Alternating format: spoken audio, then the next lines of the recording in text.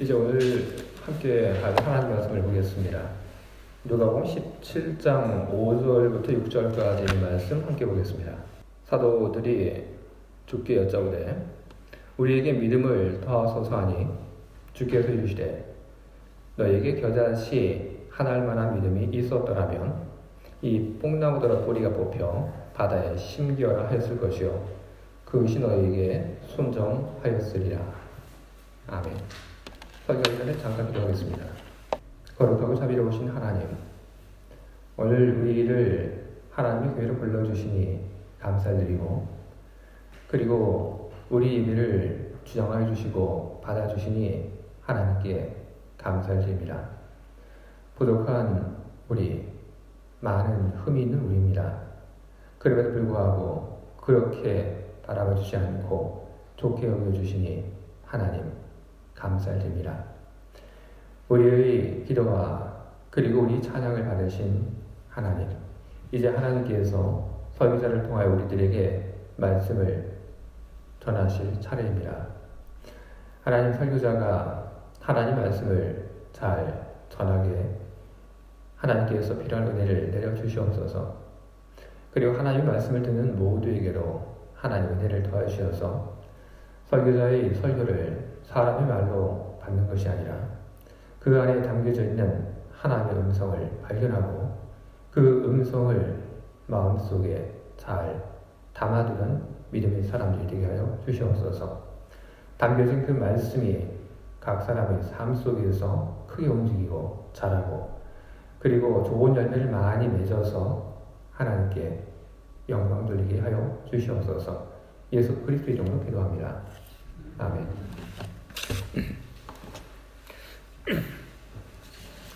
오늘 우리가 보고 있는 이 말씀 속에는 이 믿음에 대한 이야기가 나옵니다. 각 사람 속에 있는 믿음, 이 믿음이 누구에게 있는지 없는지 사실 알 길이 없습니다.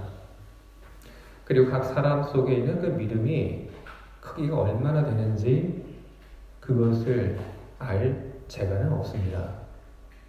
그런데 각 사람의 그 속에 있는 믿음이 얼마나 큰지 예수님께서는 그 믿음을 오늘 수치화하고 계십니다. 겨자씨를 통해서 예수님께서 그 일을 하고 계십니다. 어떤 사람이 겨자씨만한 믿음을 갖고 있다면 그 사람은 이런 일을 할 수 있을 것이다. 예수님께서 그렇게 이야기하고 계십니다. 만약에 그런 일을 할 수 없다면 그 사람의 믿음은 겨자씨 하나만큼도 안 되는 아주 작은 믿음일 겁니다. 예수님께서는 예수님의 제자들, 성경을 보게 되면 그냥 제자라고 되어 있지도 않고 사도라고 그렇게 되어 있습니다. 성경을 조금 앞만 봐도 예수님의 제자 이랬는데 이 말씀을 할 때는 성경이 사도라고 이렇게 이야기하고 있습니다. 예수님께서 이야기하셨을 때 사도, 즉 12명의 예수님의 제자가 옆에 있었습니다. 겨자씨 하나만큼의 그 믿음이 있으면 이런 일들을 할 수 있을 것이다. 예수님께서 그 말씀하셨는데 예수님의 그 말씀을 듣고 어느 한 사람도 나서서 주님, 제가 한번 해보겠습니다. 이렇게 말하는 사람이 없었습니다. 왜일까요? 애당초 안 될 거라고 생각을 했기 때문에 그런 겁니다. 뻔히 안 될 줄 아는데 그 앞에 나가서 한번 해봤다가 안 돼서 망신당할 것이 너무나도 분명했기 때문에 예수님의 사도들 모두가 입을 꽉 다물고 그냥 조용히 있었던 것입니다. 이 일을 통해서 예수님의 제자들의 믿음이 겨자씨 하나만큼도 안 된다고 하는 것이 드러났습니다. 그러면 예수님의 제자들의 믿음은 어느 정도의 크기일까요? 겨자씨 절반? 아니면 겨자씨의 5분의 1? 10분의 1? 잘 모르겠습니다. 그런데 그런 이야기를 하다가 무슨 생각이 드냐 하면 우리 믿음은 얼마나 클까 그런 생각을 하게 됩니다. 나의 믿음은 얼마나 될까? 나의 믿음은 예수님의 제자들만 못하니 얼마나 될까? 생각을 하게 됩니다. 그리고 그 생각 속에서 나의 믿음이 너무나도 작다라는 그 생각을 하던 끝에 우리는 도대체 이 겨자씨가 얼마만큼의 크기야 하는 이런 질문을 하게 됩니다. 여러분, 겨자씨가 크기가 얼마만큼 되냐 하면 여러분 좁쌀들 알고 계시죠? 겨자씨는 좁쌀 정도의 크기입니다. 많은 분들이 겨자씨가 그것보다 더 작은 것으로 알고 있습니다. 아주 작은 그런 먼지와 같은 것이 겨자씨라고 그렇게 알고 계십니다. 그런데 그건 사실이 아닙니다. 저기 성지 순례에 가신 분들이 겨자씨라고 해서 사오시는 것이 있습니다. 성지 순례를 가게 되면 거기는 장사하는 사람들이 이야기합니다. 겨자씨, 겨자씨 그렇게 하면서 호객행위를 합니다. 그러니 성지 순례를 가신 분들이 그게 당연히 겨자씨인 줄 알고 그걸 사가지고 한국에 오십니다. 그리고 다른 사람들이 보여주면서 이야기를 합니다. 이게 겨자씨예요. 그런데 장사꾼들에게 속아서 잘못 사먹습니다, 여러분. 장사꾼들에게 겨자씨라고 해서 사온 게 뭐냐면 그거는 야생 담배씨입니다. 그럼 겨자씨가 어떤 건가? 여러분들은 이미 겨자씨를 봤습니다. 그리고 이미 여러분들은 겨자씨가 어떤 건지 여러분은 알고 계십니다. 여러분 홉이나 아니면 미그로에 가시면 거기 피클 파는 그 유리병 있죠. 그 중에는 뭐가 있냐면 겨자가 들어가 있는 것이 있습니다. 작은 알갱이가 들어가 있죠. 그게 바로 겨자입니다. 물에 한참 불었는데도 그런데도 그 정도의 크기입니다. 그러니 여러분 겨자가 어느 정도 크기인지 여러분 이제는 다 아실 겁니다. 근데 저는 예수님께서 사람들의 그 믿음을 두고 겨자씨 하나만한 믿음 이렇게 이야기하신 것을 보면서 저는 한 가지 의문이 생겼습니다. 왜 하필 예수님께서 겨자씨를 두고 그렇게 믿음의 빗대어 이야기를 하셨을까? 바로 그겁니다. 제가 왜 그런 생각을 하냐 하면 그 당시 예수님 옆에는 무엇이 있었냐 하면 한 그루의 나무가 있었습니다. 바로 뽕나무가 예수님 옆에 있었습니다. 우리 성경을 보게 되면 예수님께서 말씀하십니다. 이 뽕나무가라고. 바로 옆에 뽕나무가 있었기 때문에 예수님께서 이 뽕나무라고 이야기하신 겁니다. 그런데 이 뽕나무라고 하는 것이 또 실상은 진짜 뽕나무가 아니고 돌 무화과 나무입니다. 삭개가 올라갔던 그 나무도 정말로는 뽕나무가 아니고 돌 무화과 나무입니다. 옛날 한국 사람들에게는 무화과 나무 그것이 무척 낯선 그런 용어였습니다. 그래서 옛날 이 성경을 번역할 때 돌 무화과 나무하고 비슷한 것이 무엇이 있나? 그래서 찾은 것이 이 뽕나무입니다. 그래서 성경을 옮길 때 돌 무화과 나무 이렇게 옮기는 대신에 뽕나무 이렇게 그 번역을 해서 성경에 적은 겁니다. 그런데 이 돌 무화과 나무, 여러분 돌 무화과 나무 이 나무는 꽃이 없지 씨가 없는 건 아닙니다. 돌 무화과 이 나무에도 씨가 있습니다. 그럼 여러분 이상하지 않습니까? 옆에 돌 무화과 나무가 있습니다. 그리고 그 나무 역시 씨를 맺는 그런 나무입니다. 왜 예수님께서는 옆에 돌 무화과 나무가 있는데 사람들에게, 그리고 예수님의 제자들에게 돌 무화과 나무 이 씨앗만큼의 믿음 너희들이 있냐? 이렇게 얘기를 안 하시고 왜 엄한 겨자씨 이야기를 왜 하셨을까요? 왜일까요? 예수님이 생각하고 있는 그 믿음과 그리고 겨자씨 그 크기가 일치했기 때문에 예수님께서 겨자씨 이야기를 하신 것입니까?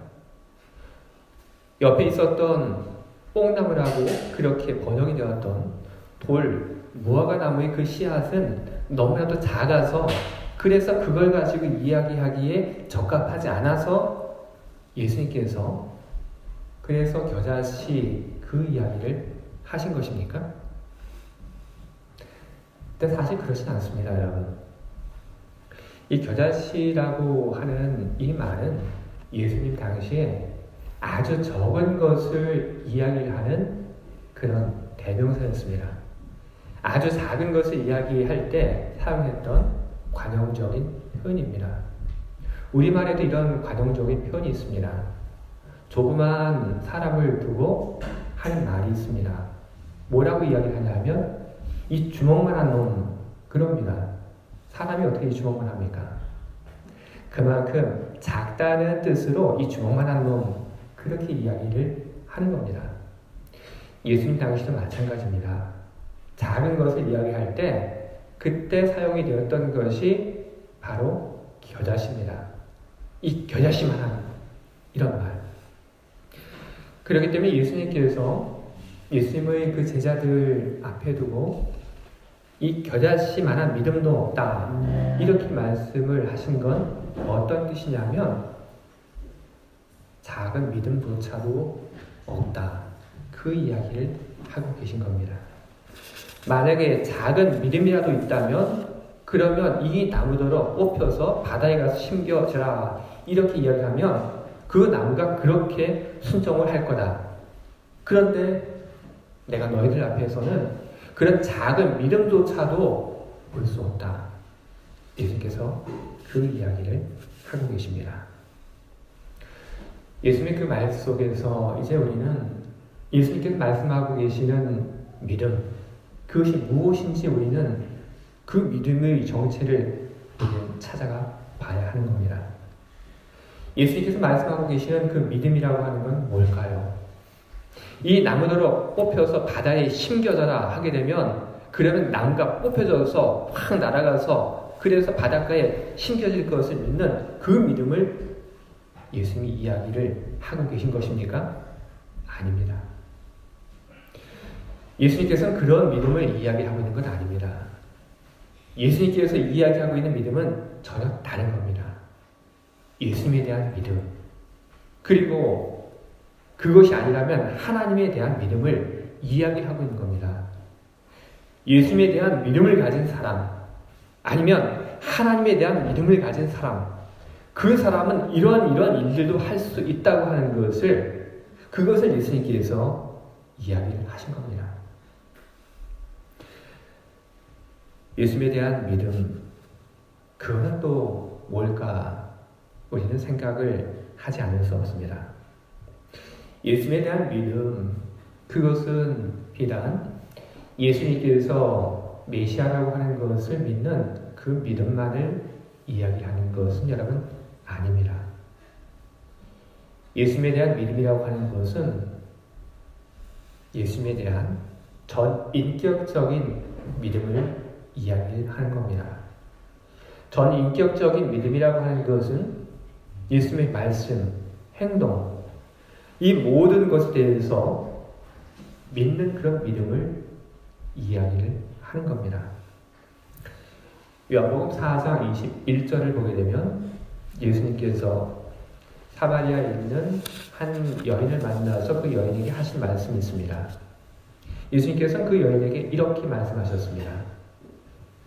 여자여, 내 말을 믿어라. 너희가 아버지께 이 산에서 예배를 드려야 한다거나 예루살렘에서 예배를 드려야 한다거나 하지 않을 때가 올 것이다. 예수님께서 뭐라고 말씀하셨는지 여러분 들으셨죠? 예수님께서 여인에게 말씀하십니다. 여인아, 내 말을 믿어라. 그렇게 말씀하셨습니다. 요한복음 10장 38절을 보게 되면 예수님께서는 여기서 또 이런 말씀을 하십니다.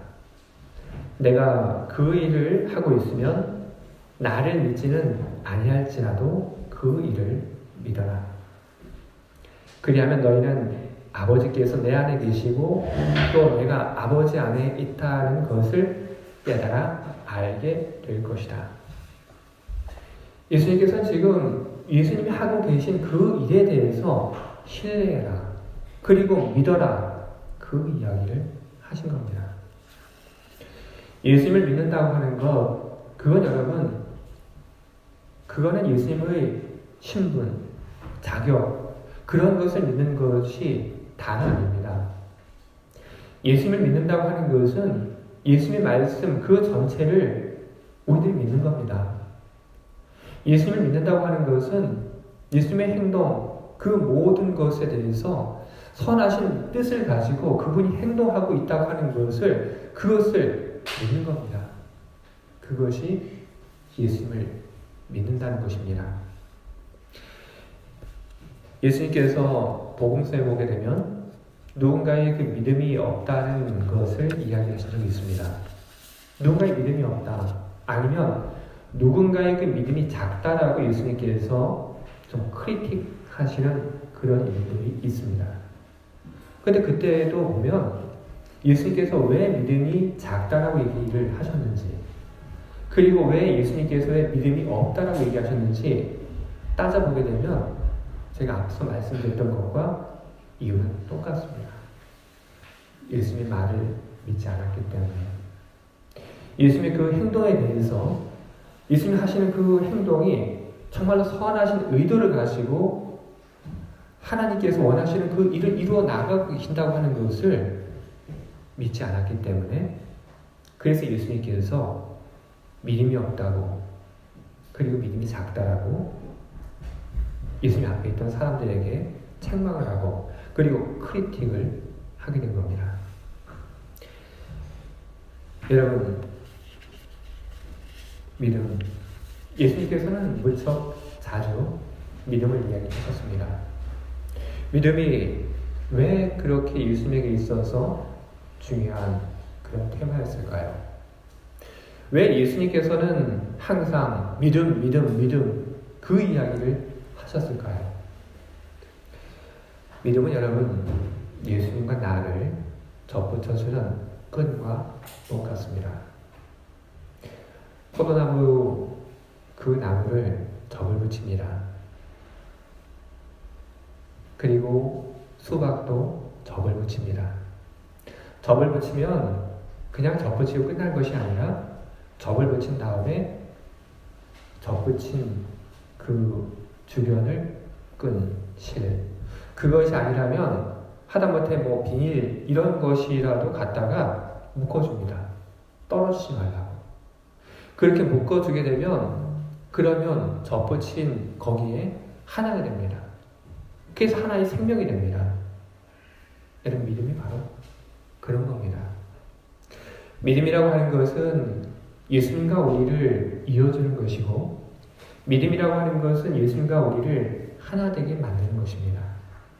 믿음은 우리를 하나님과 하나 되게 만들어주는 그런 것입니다. 그래서 믿음으로 이어져 있을 때 우리는 하나님의 권능을 빌어서 일을 할 수 있고, 우리가 예수님과 믿음으로 이어져 나갈 때 우리는 예수님의 능력을 빌려서 오늘 예수님께서 말씀하신 이런 일들을 우리는 해낼 수 있는 것입니다. 이것이 어떻게 사람이 할 수 있는 일들입니까? 예수님께서 주신 능력이 있어야지 이런 일들을 할 수 있는 것입니다. 여러분 믿음을 가지시기 바랍니다. 예수님께서 부활하신 후에도 믿음이 없는 제자들에게 오셔서 하신 이야기도 바로 그겁니다. 너희들 믿음 없는 사람이 되지 말아라. 너희들 믿음 있는 사람들이 되어라. 예수님의 이 말씀은 오늘 우리 모두에게 하시는 그런 말씀인 것입니다. 너희들 믿음 없이 살지 말고 믿음 가지고 살아라. 예수 믿는다고 말만 하는 것이 아니라 믿음 가지고 살아라. 예수님께서 그렇게 우리들에게 촉구하고 계신 것입니다. 예수님의 그 말씀도 있고, 그리고 믿음을 가질 때 엄청나게 커다란 일들도 할 수 있다고 하는 것을 우리는 압니다. 우리는 믿음을 갖고 싶어 합니다. 그런데 우리는 믿음을 갖고 싶어 하지만 우리는 그것이 뜻대로 되지 않는 우리 자신들을 발견하게 됩니다. 믿고 싶은데 그럼에도 불구하고 믿어지지 않는 나를 발견하게 됩니다. 도대체 어떻게 해야 좋을까요?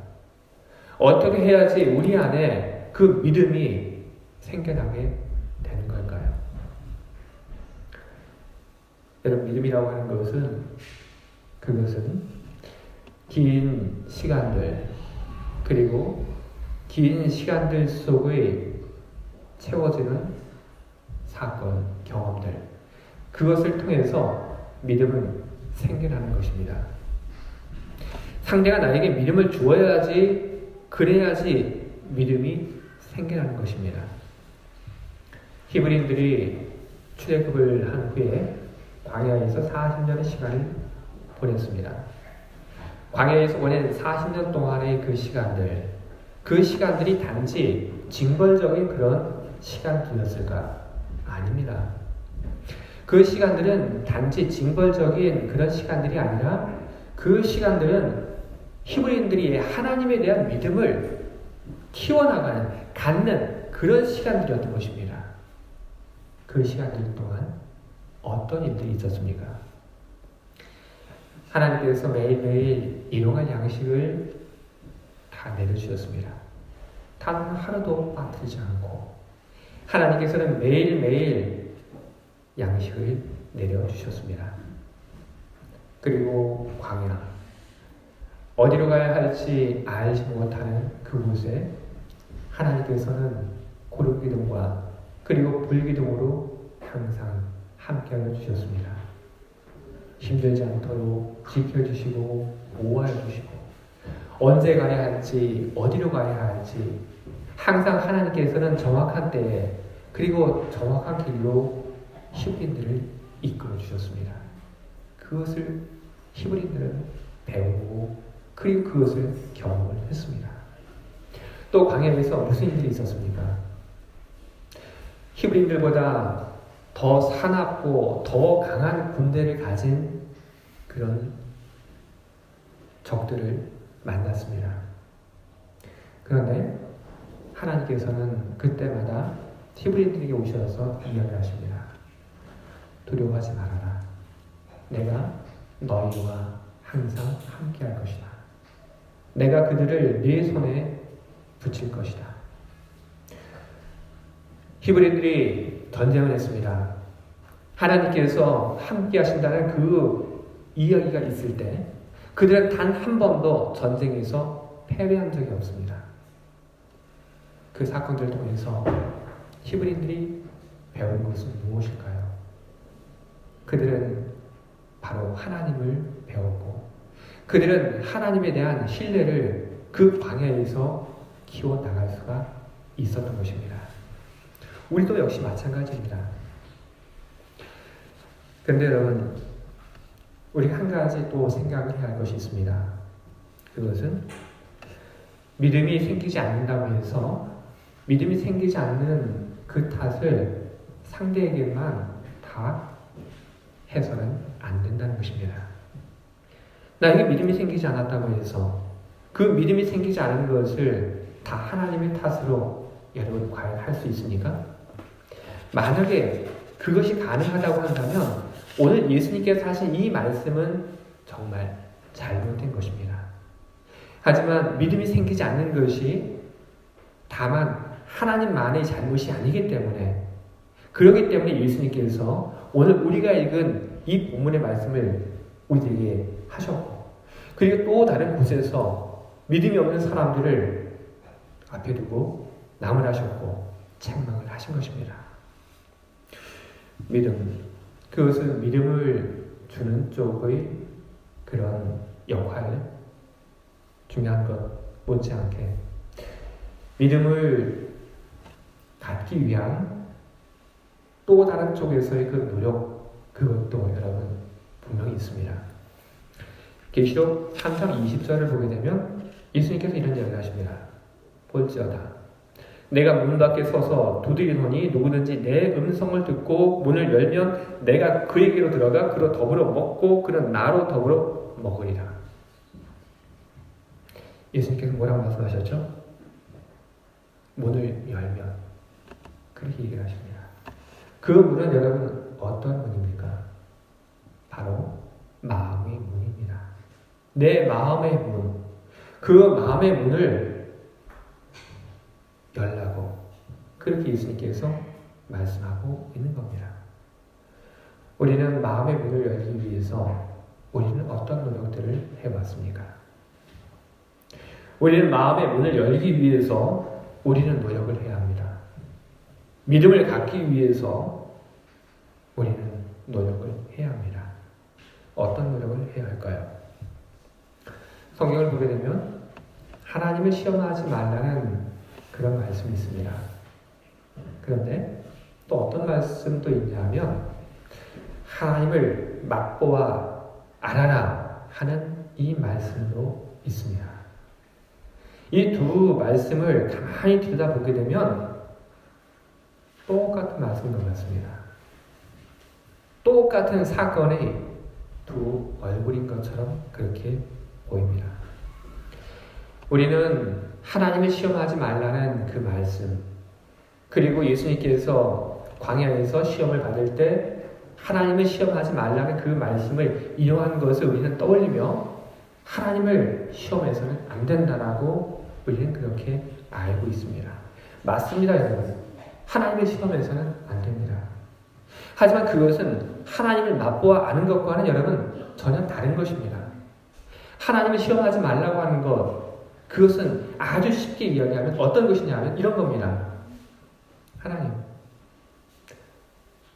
만약 하나님 계시면 벼락을 한번 내려 주십시오. 저에게. 제가 3분 시간을 드리겠습니다. 3분 동안 저에게 벼락을 내려 주십시오. 그러면 하나님이 계시다고 하는 것을 내가 믿겠습니다. 여러분, 하나님을 시험한다고 하는 건 이런 겁니다. 나쁜 의도와 나쁜 마음을 가지고 하나님을 테스트하는 것, 바로 그것을 성경은 하지 말라고 이야기하고 있는 것입니다. 성경이 우리들에게 하나님을 맛보아 알라고 하는 그 말은 그와는 정반대되는 호지치원에서 하고 있는 이야기인 것입니다. 하나님 말씀이 맞는지, 정말로 하나님이 성경에 이야기하고 있는 것처럼 그렇게 좋으신 분인지, 사랑이 많으신 분인지 직접 경험해보라는 그런 이야기인 것입니다. 예수님이 정말로 그런 분이신지, 구원자이신지, 사랑이 많으신 분이신지 직접 경험해보라는 그런 이야기를 성경이 우리들에게 하고 있는 겁니다. 도마는 예수님의 부활을 믿지 못했습니다. 그는 자기 가장 옆에 있는, 그가 가장 신뢰할 수 있는 사람이 예수님께서 부활했다고 하는 그 이야기를 했음에도 불구하고 도마는 그 이야기를 믿지 못했습니다. 그래서 도마는 이야기합니다. 나는 못 믿겠다. 나는 부활하신 예수님, 그분의 그 상처를 보고, 그리고 그 상처에 내가 내 손을 넣어봐야지, 그래야지 내가 믿겠다. 그렇게 말한 도마 앞에 예수님께서 나타나셨습니다. 그리고 그 앞에 나타난 예수님께서는 도마의 손을 잡아 당신이 상처에 갖다 대십니다. 물론 예수님께서 그 동아에게 말씀하셨습니다. 믿지 않고 이렇게 직접 이렇게 보지 않고 믿을 수 있으면 더 좋았을 것이다. 맞습니다, 여러분. 직접 그런 일 하지 않고 믿을 수 있으면 얼마나 좋겠습니까? 하지만 그럴 수 없다면, 믿어지지 않는다면, 믿고 싶지만 믿어지지 않는다면, 여러분, 그러면 우리는 어떻게 해봐야 합니까? 우리는 주님의 말씀을 우리는 경험을 해봐야 하는 것입니다. 주님의 말씀을 우리는 우리 온 삶을 통해서 우리는 겪어봐야 하는 것입니다. 예를 들어서 제가 어떤 어려운 일을 당했다고 할 때 어떤 사람이 저에게 와서 이런 이야기를 할 수 있습니다. 목사님, 그 일 저에게 맡기시면 그러면 제가 처리해 드리겠습니다. 아무 일도 아닙니다. 저에게 맡기시기 바랍니다. 그때 저에게는 두 가지 선택이 있습니다. 그 사람의 말을 믿고 제 일을 맡기는 선택이 있고, 또 하나는 내가 이 사람을 잘 모르기 때문에 신뢰하지 않고 그 사람에게 제 일을 맡기지 않는 선택이 있습니다. 제가 가지고 있는 저의 일을 저를 찾아온 사람에게 맡기지 않는다면, 그러면 이 사람과 저 사이에는 아무런 일도 일어나지 않습니다. 그러나 저에게 찾아와서 도움을 주겠다고 한 그 사람의 손을 잡고, 그리고 저의 일을 맡겼을 때, 그리고 그 사람이 저의 일을 해결해 주었을 때, 그 사람과 저 사이에는 신뢰가, 믿음이 하나 생기게 되는 것입니다. 누군가에게 나의 일을 맡길 때 그때 불안합니다. 걱정이 됩니다. 우리가 하나님께 우리 일을 맡길 때도 여러분 마찬가지입니다.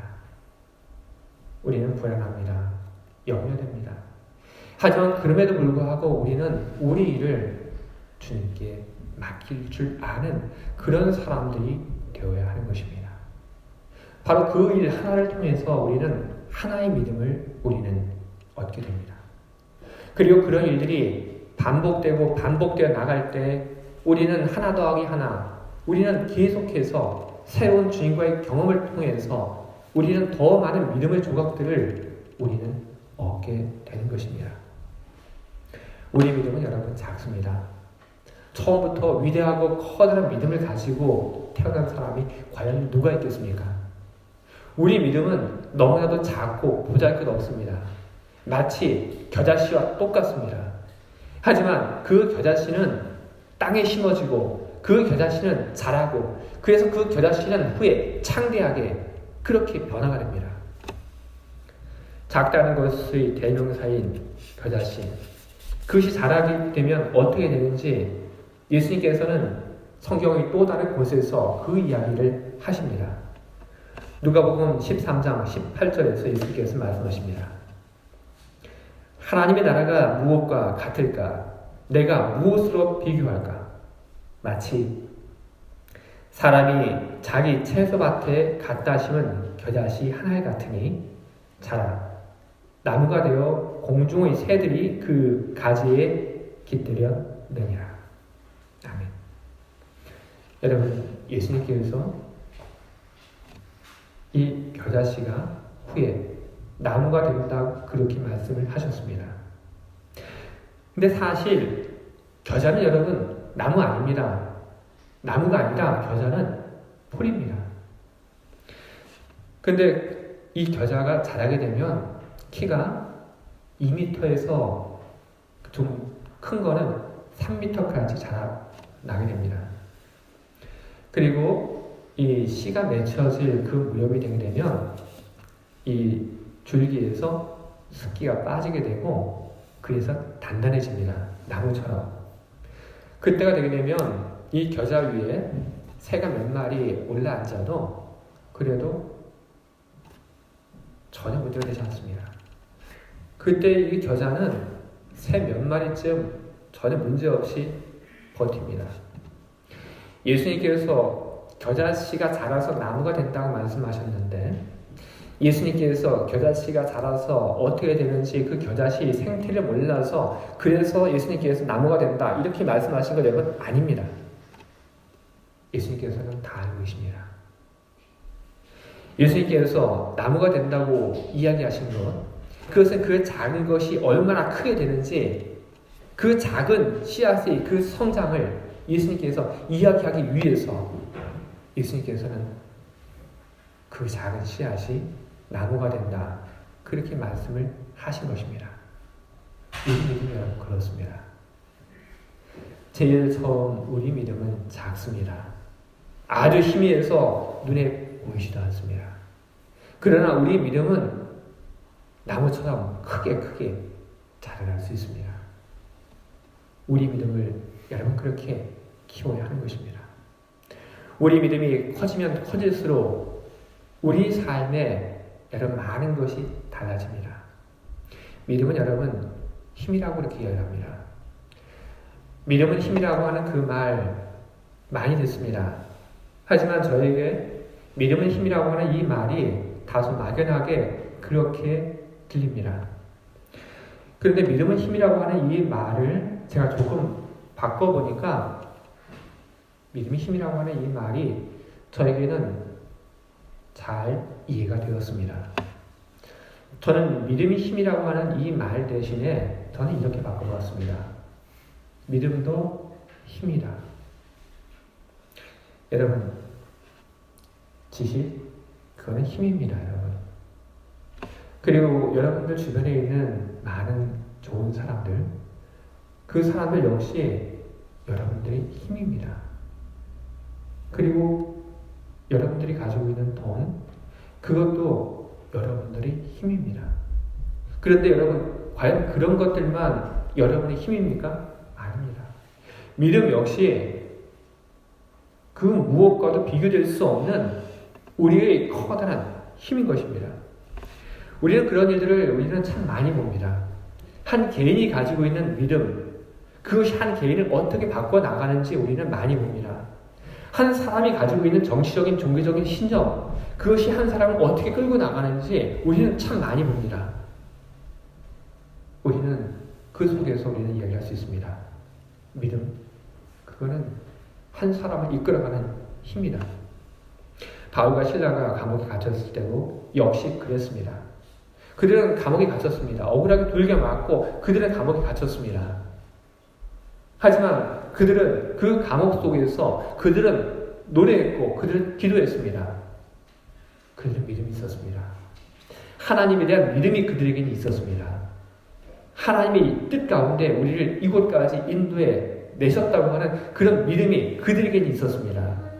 그 믿음이 있었기 때문에 그들은 그 시간들을 이겨낼 수 있었던 것입니다. 그러나 그렇다고 해서 믿음이라고 하는 것이 늘 그런 것만이 전부는 아닙니다. 우리는 믿음을 통해서 하늘로부터 또 커다란 힘들을 내려받을 수 있습니다. 정치적인 신념, 종교적인 신념, 그 신념을 가진 사람들이 받지 못하는 하늘로부터의 힘, 예수님의 힘, 하나님의 권능, 우리는 그것을 얻을 수 있습니다.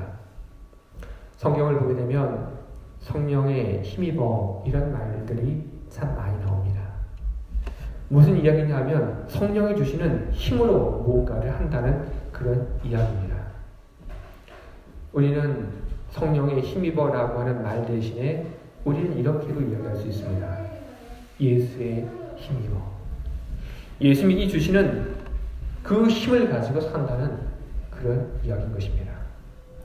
성경에는 내게 능력 주시는 자 안에서 내가 모든 것을 할 수 있느니라 하는 말씀이 기록되어 있습니다.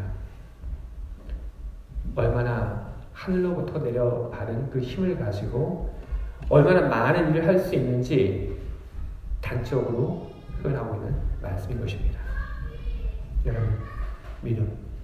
그 믿음이 주는 힘들이 여러분에게 있기 바랍니다. 믿음이 없이 사람들이 살 때 사람들이 힘이 없습니다.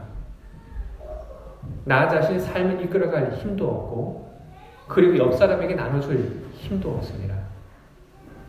마가복음 5장을 보게 되면 귀신 들린 한 사람의 이야기가 나옵니다. 귀신 들린 한 사람이 온 마을을 휘젓고 다닙니다. 그가 방해가 됩니다. 그가 불편합니다. 그리고 한편으로는 그 사람이 딱하고 안쓰럽고 그리고 불쌍합니다. 그 사람을 보고 그냥 둘 수 없어서 마을 사람들이 그 사람을 잡아다가 쇠로 만든 사슬을 묶어놓습니다. 그런데 쇠로 만든 그 사슬로 이 사람을 구속했는데 이 사람이 그것을 끌어냅니다. 그리고 돌아다닙니다. 그렇게 되자 성경이 무슨 이야기를 하고 있냐면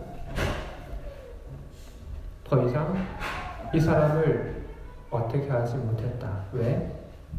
힘이 없어서 마을 사람들이 이 사람을 어떻게 할 힘이 없어서 이 사람을 내버려 두었다. 그렇게 이야기하고 있습니다. 우리 삶 속에는 어쩌면 마가복음 5장에 있는 이 귀신 들린 사람과 같은 그런 일들이 오갈지도 모르겠습니다. 우리에게 여러분 힘이 있다면 그러면 얼마나 좋겠습니까? 우리에게 힘이 있다고 한다면 그러면 그 힘은 우리 자신을 위한 힘이 될 것이고 그리고 그 힘은 우리 이웃, 우리 옆에 있는 사람들을 위한 힘이 될 수 있는 것입니다. 주의 사랑하는 성도 여러분, 여러분의 믿음을 키우시기 바랍니다. 높게 높게 크게 여러분의 믿음을 키우시기 바랍니다. 이 정도면 됐지. 여러분 그렇게 생각하지 마시고 더 크고 더 아름다운 그런 믿음을 여러분 갖고 나가시길 바랍니다. 그 믿음을 통하여 하나님의 큰 권능이 여러분과 함께 하길 바랍니다. 그리고 그 권능을 통하여 여러분이 살고 여러분이 있는 교회가 살고 그리고 여러분 주변에 있는 사람들이 새 힘을 얻어 살 수 있기를 주님의 이름으로 축원드립니다. 아멘. 기도하겠습니다.